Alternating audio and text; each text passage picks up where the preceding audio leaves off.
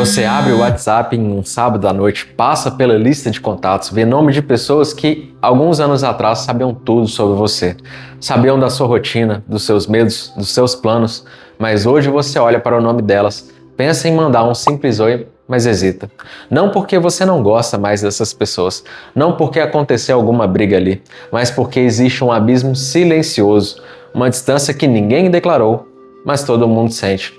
E talvez o que mais doa não seja a saudade, é a culpa.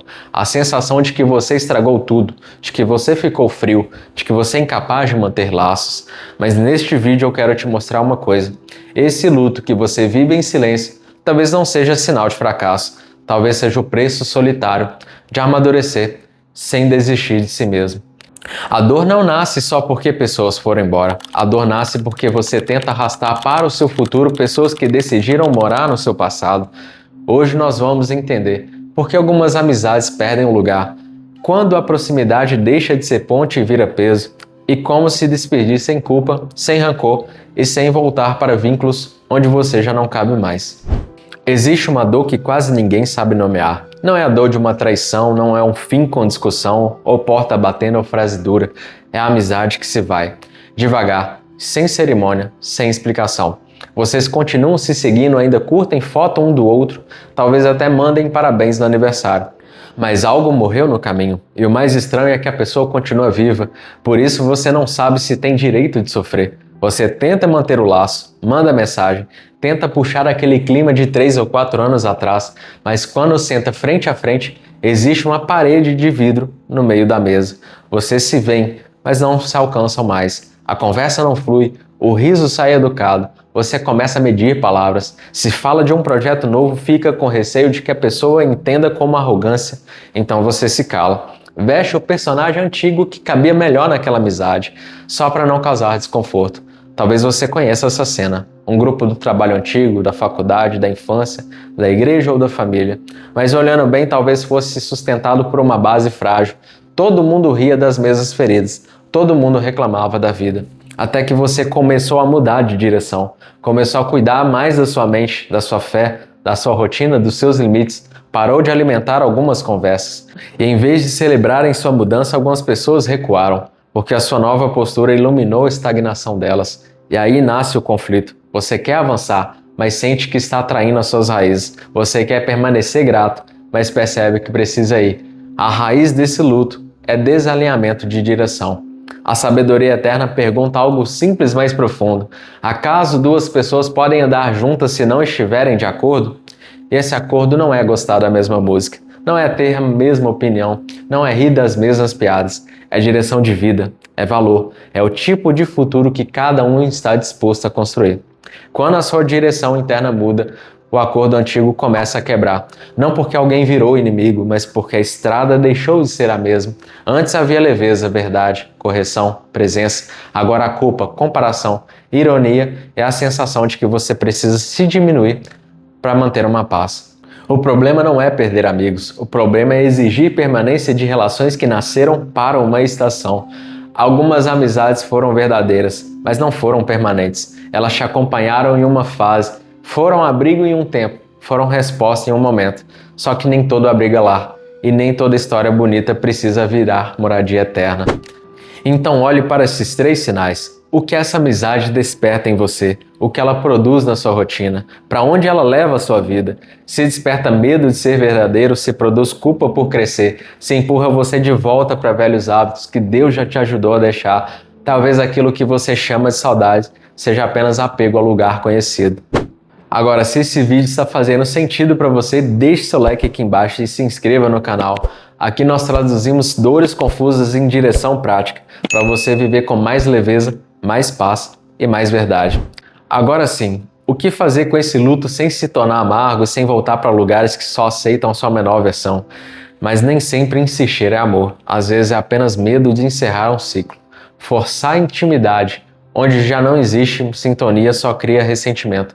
Você tenta salvar a relação, mas começa a contaminar até as boas memórias que sobraram. Então você precisa cancelar dívidas.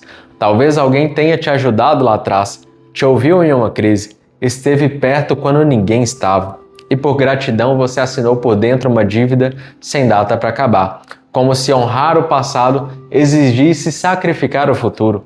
Só que gratidão não é escravidão emocional. Você pode honrar o que alguém fez ontem sem entregar o seu amanhã nas mãos dessa pessoa.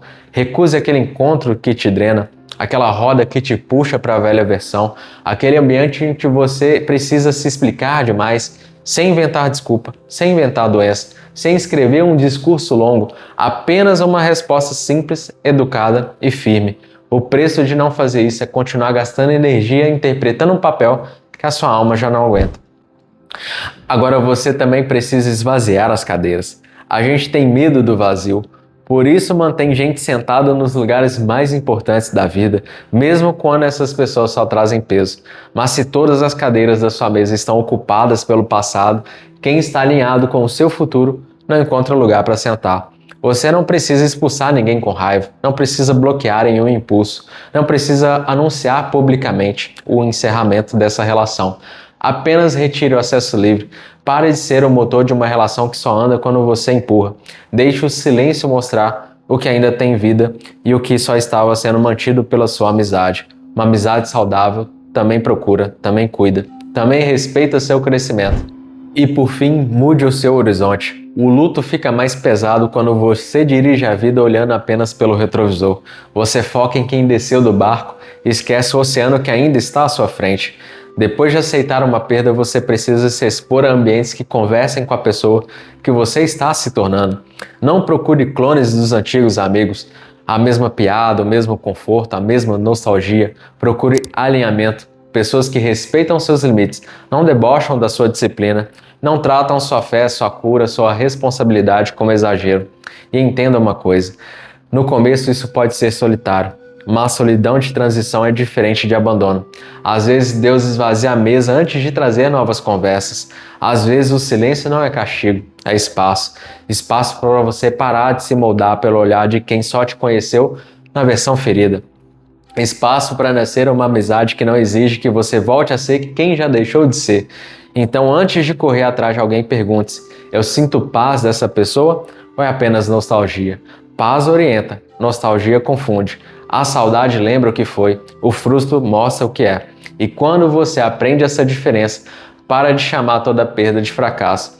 Algumas perdas são podas, e poda dói, porque corta algo que ainda estava vivo, mas também abre espaço para o que ainda precisa nascer. Agora volte para aquela cena do começo, você olhando a sua lista de contatos, nomes que já foram presença, mas hoje são silêncio.